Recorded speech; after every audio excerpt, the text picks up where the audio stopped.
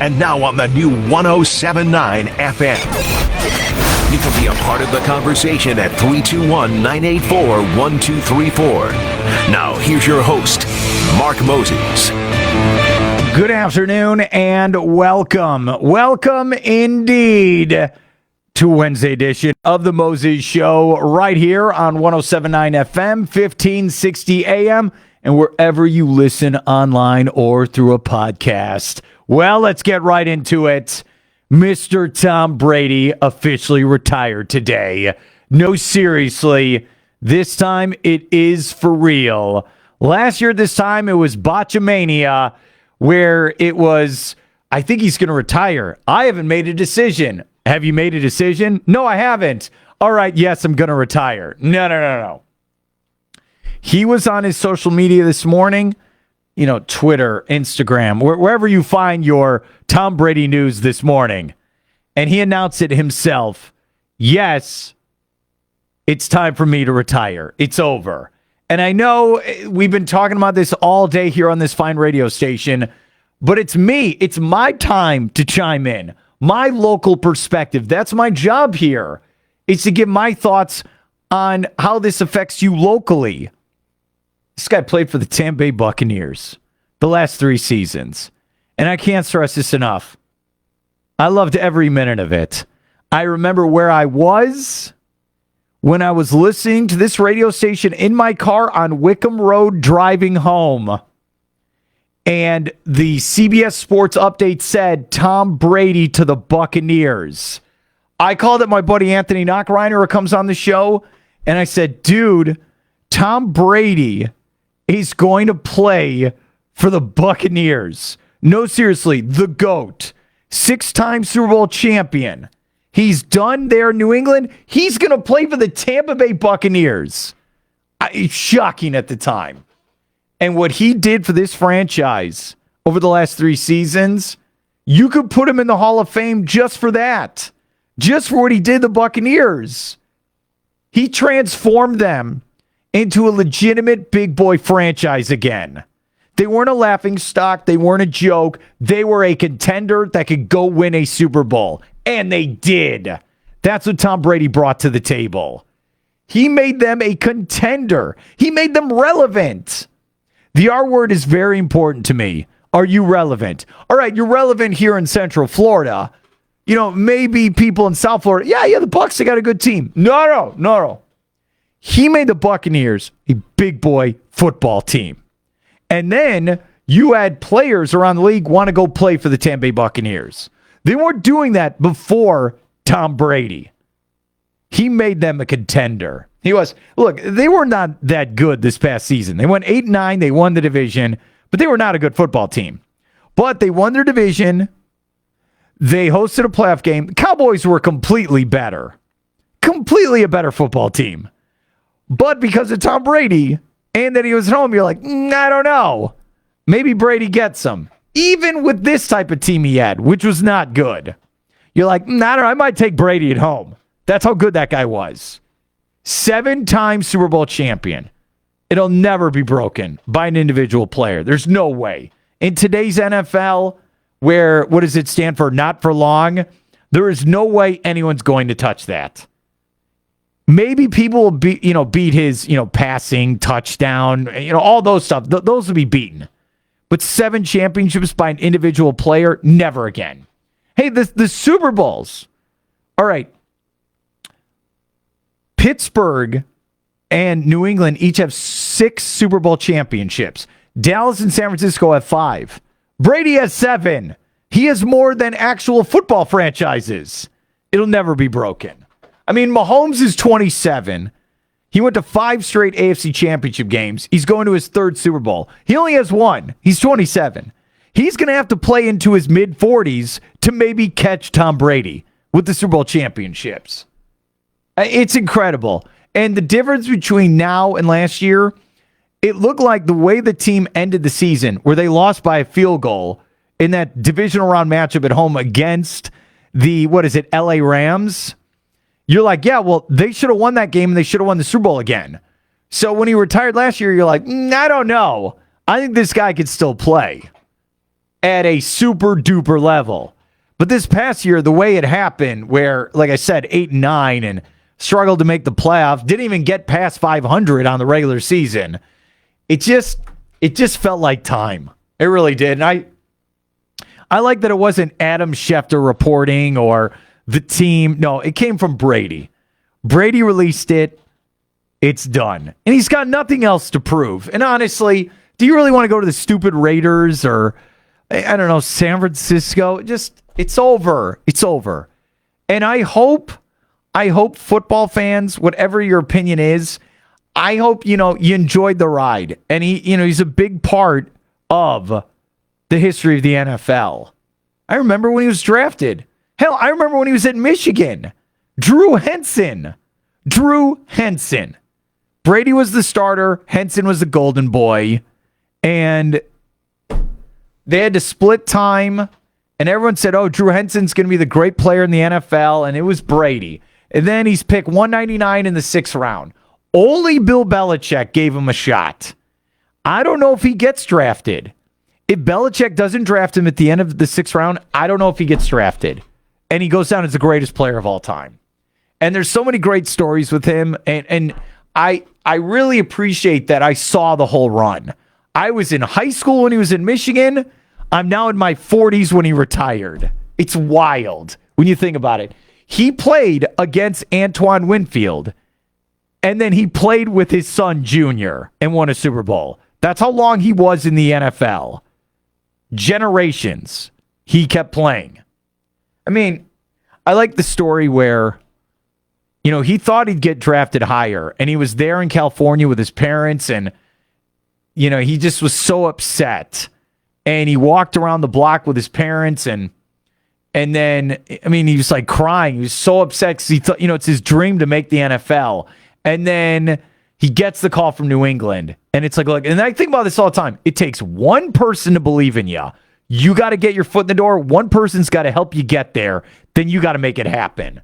And Robert Kraft tells that story where I think when he was a rookie, Brady goes up to Robert Kraft and he's like, Mr. Kraft, I'm Tom Brady. And he's like, yeah, I know who you are. And he said, I'm the best decision this franchise ever made. And I think about, my dad talks about that, where if you don't believe it, others won't believe it. So he set the tone right there. And I remember I was in my dorm room and Bledsoe gets hit. Brady comes in, and it's so crazy when you think about this stuff. But again, this guy helped the Buccaneers win a Super Bowl. 3 straight playoff appearances. 3 straight. Back-to-back division championships. They never did that before. God, it's crazy, dude. And, man, I think about when they were at Lambeau for that championship game, and right before half, he threw to Scotty Miller for the touchdown, and it was like a knockout punch. Oh, that was awesome. And I think about this idea of, like Green Bay and Kansas City, they both felt like, all right, it's 3rd down. It's 3rd down and long. We'll stop them on 3rd down, and then they'll punt on 4th. We'll get the ball back, and we'll win. No. You're not taking on Detroit or Cleveland or Seattle. You're taking on Tom Brady. He goes and he picks up that 3rd down. He picks it up, and then he puts that knife right through your chest. I'm winning this game. That's what makes it so great with Brady. And look, there is the controversy where, the Spygate and Deflategate, and he played so long that you start forgetting about those different controversies. And then he just kept going. It's like wild. And honestly, where, the pandemic hit in like March, right? And the world shut down. And then it's like April of 2020, we got the news. He's going to play for the Bucs. And remember, in 2020, I know people start to forget this. Remember, most of the season, we didn't have fans in the stands. There were empty stadiums, and life really sucked then. It really did. It was not fun for anyone. But at least I still had the NFL. And for the first time ever since I've been here, the Bucs were like a contender. That's what was cool about it. And they just they made the last couple of years really fun to talk football here in the state of Florida. They really did. And last summer, I knew this was going to be the final year of Brady. In my heart, I just knew this is it. And I said, all right, I'm going to go to training camp. And I know it's a pain in the ass getting over there. Because especially at night, you got to go cross the state, and you got to be on that stupid Highway 4 by Champions Gate, and there's backed up traffic. And, I stayed at my friend, Princess Nicole and her husband's house. They're in Apollo Beach now. And I got up early, and it was like 95 degrees outside at 8 a.m. But I went to training camp, and I stood right by Tom Brady. And the first thing you think of with him is he's taller than you think. He's 6'4". He's more intimidating than you think, because on TV, and if you talk to Brady, he thinks he's like Doug Flutie, where he's 5'10" and he's underdog. No, he's a big dude. He is. And man, I'll tell you, when you stand right by him, he throws the most beautiful football. Like, it's not a cannon. It's not like Jameis Winston or Jeff George, where they have this cannon rocket of an arm. But man, when he throws that ball, it's beautiful. It is. And I'm really happy I went. It was a pain to try to get over there, but I had to do it. I had to go see him up close, like standing by him. It was really cool. And in 2010, my Bears were really good. They were really good. They made the NFC Championship, and they should have made the Super Bowl that year. It's the last really good team my Bears had.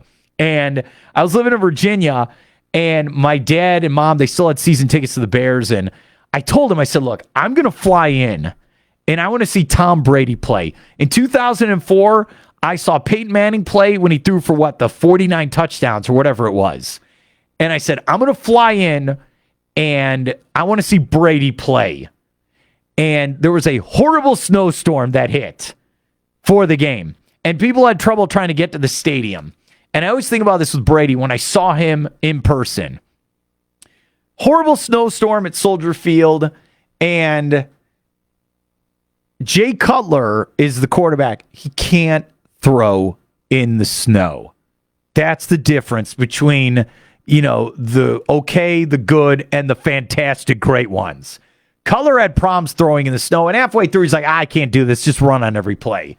And you saw Brady in the snow. Perfect. It's like sleet, snow. It's coming down. He had perfect footing.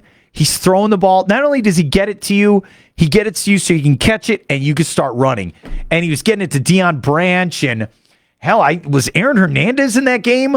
Oh, I got to figure this out. I think he was. Was Gronk? They might have been rookies. And then, Branch killed us. Edelman, I think, was on a kickoff. Wes Welker. And I think Welker was on the team as well. That was a great Patriots team. It really was. And oh man, that was really cool. And I texted my family. I was like, I saw Michael Jordan play and I saw Tom Brady play. Don't get any better than that, buddy. Probably the two greatest at their sport. I saw that. And that's why I want to end with this. I know times are tough. I know I sound like a Bruce Springsteen when I say that. And I know the economy's tough, and I know things are tight right now. But if you got a chance to go see a great player or a great team, you got to do it once in a while. I know we all have these great televisions at home, 65-inch 4K, and, you could see the game on your phone. Sometimes you just got to go to the game. That I can't stress this enough. I know it's very corny when I say that, but you don't always remember the games you see on TV, but you always remember the games that you go to. You always do, right? I liked my dad and I this past fall. We went to UCF, and we saw them beat Cincinnati together in this comeback win. It was so much fun. That was awesome. It really was. And I got to see Tom Brady. I'm very fortunate. I had the opportunity. I went for it, right? And this guy was the GOAT. He was. He'll always be a New England Patriot. And I'm very excited that, he's going to go back there. And I hope, when they have Patriot games this fall, I hope he comes out of the tunnel as well. And they're going to retire his number. And the Buccaneers are going to retire his number. And in 5 years, he's going straight to Canton, Ohio. as the GOAT. He is. And I'm just so happy he helped the Buccaneers. And you know what? It gave birth to this. Right? I got to make sure I play it correctly. Let's go Tampa Bay. Let's go Tampa Bay. By the way, the rum's good. That's right. And I appreciate Luke Easterling and, Anthony Knockreiner and just, my buddy Jason Redmond, all those Buccaneer fans, all of them who came on here. And they all tell me the same story. Man, I grew up Buccaneers fan and, the Creamskulls, and we were terrible. And then we built it up with Tony Dungy and then we went to the Super Bowl and we John Gruden was our coach and we won and we killed the Raiders and we were the champs. And then we were bad and then we had Jameis Winston and then we got Brady and now we're good again, right? It's the best. The best part of sports is when you stick with your team through and through. And they're bad. And then when they get good, ooh, nothing tastes better. Nothing. When you have a contender and you have a chance to win, it is the best feeling in the world. It really is. That is the best. So one more. Let's go Tampa Bay. Let's go Tampa Bay. By the way, the rum's good. So thank you, Tom Brady. Congratulations on the retirement. I think this is it. I think we're done. And you know what we have to do? And I can't believe I'm going to say this. For the first time in about, 3-4 years or so, who's the quarterback going to be for the Tampa Bay Buccaneers? We're going to find out. It's going to be a fantastic conversation, and that's why we're here. I'm going to go to break. I'm going to come back. Luke Easterling will join me from the Bucs Wire. We'll get his thoughts on the retirement of Tom Brady. I will read your comments through Facebook, and you want to chime in, you always can. We'll be back 5 minutes right here on The Moses Show. This is Jim Rome.